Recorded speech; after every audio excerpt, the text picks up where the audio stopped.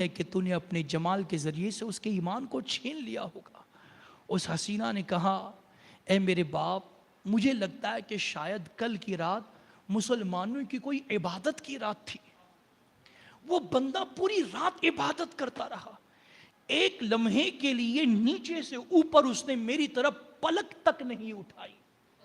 مجھے لگتا ہے کہ شاید اس کی کوئی عبادت کا دن ہوگا۔ میں دوسری رات کوشش کروں گی۔ دوسری رات آئی، سج دھج کر وہ اندر داخل ہوئی، دیکھا کہ وہ بندے خدا سر بسجود ہو کر اللہ کی بندگی کر رہا ہے۔ کچھ دیر کے بعد سر اٹھا تو اس نے محسوس کیا عورت نے کہ اب میری طرف دیکھے گا۔ وہ بندہ پھر قرآن عظیم کی تلاوت میں مشغول ہو گیا، یہاں تک کہ ایک نہیں، دو نہیں، تین نہیں، 40 راتیں گزر گئی۔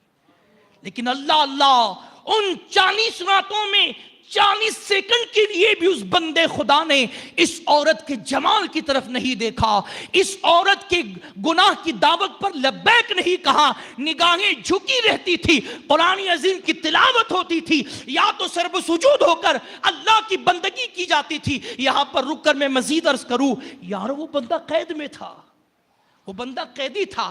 اب ظاہر سی بات ہے کہ اسلام دشمنوں کے ہاتھ بندہ قید ہے، تو ظاہر سی بات ہے کہ بادشاہ کی طرف سے اہتمام تو نہیں ہوگا کہ اس قیدی کو قرآن عظیم دیا جائے، مصحف دیا جائے، کتابی شکل میں قرآن دیا جائے تاکہ کھول کھول کر اس کو پڑھے۔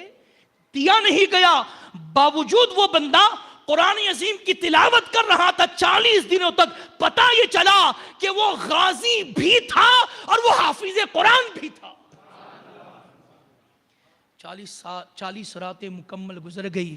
جب 40ویں رات وہ عورت کھڑی ہوئی تو 39 راتوں کی طرح انتظار نہیں کیا کہ رات ختم ہوگی تو بات کرو گی، انتظار نہیں کیا، درمیان میں اس کی عبادت میں رکاوٹ ڈال کر، روک بن کر بات چیت کرنے لگی۔ او نوجوان، 40 راتیں ہو گئی، میں تجھے دعوت گناہ دے رہی ہوں، میں تجھے دعوت نذارہ دے رہی ہوں، لیکن میرے حسن کی طرف تو تکنے کو تیار نہیں ہے، میرے جمال کی طرف تو دیکھنے کو تیار نہیں ہے۔ کیا سبب ہے؟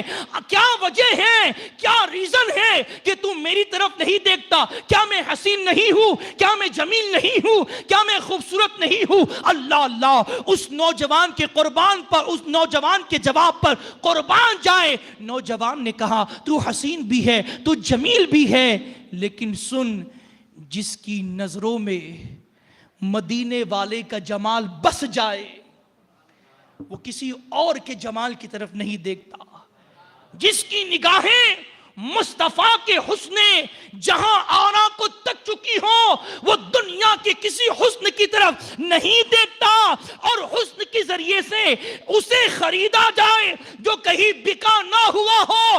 ارے ہم کو تو مدینے کے بازار میں مدینے کے تاجدار نے خرید لیا ہے، اور جو ایک مرتبہ بک چکا ہوتا ہے اسے دوبارہ خریدا نہیں جا سکتا۔ اللہ اس نوجوان کی گفتگو کے لیے اور اس نوجوان کی گفتگو کا اس عورت پر اتنا اثر ہوا کہ 40 راتوں کی محنت کی بنیاد نوجوان تو تبدیل نہیں ہوا، 40 سیکنڈ کی گفتگو کی بنیاد عورت ایسی تبدیل ہوئی، کہا ہاتھ بڑھاؤ، کلمہ پڑھاؤ، مسلمان بنا دو۔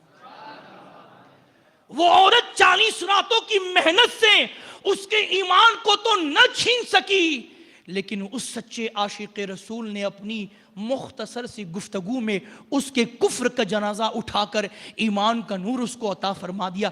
پھر اس کے بعد کیا ہوا یہ بھی ایک داستان ہے، لیکن وقت ہمارا ختم ہو چکا ہے۔ سوچا تھا کہ پورا کرو گا لیکن نہیں ہو پائے گا، آگے پھر بہت ساری باتیں ہیں، پھر وہ سپاہی آئے، پھر وہ پیچھا کیا وغیرہ وغیرہ۔ تو انشاءاللہ میں اس گفتگو کو کوشش کروں گا کہ آئندہ بھی عرض کروں، بس شرط صرف یہ ہے اور عرض صرف یہ ہے کہ اگر کوئی سچا عاشق رسول جبل استقامت بن کر اگر ڈٹ جائے نا تو کفر جھکنے پر مجبور ہوتا ہے، کفر گھٹنے ٹیکنے پر مجبور ہوتا ہے۔ آج جو کفر ہمیں آنکھیں دکھا رہا ہے سبب یہی ہے، ہم صرف نام کے مسلمان ہیں، حقیقت میں اسلام کی روح ہمارے جسموں سے پرواز کر چکی ہے۔ باقی گفتگو آئندہ۔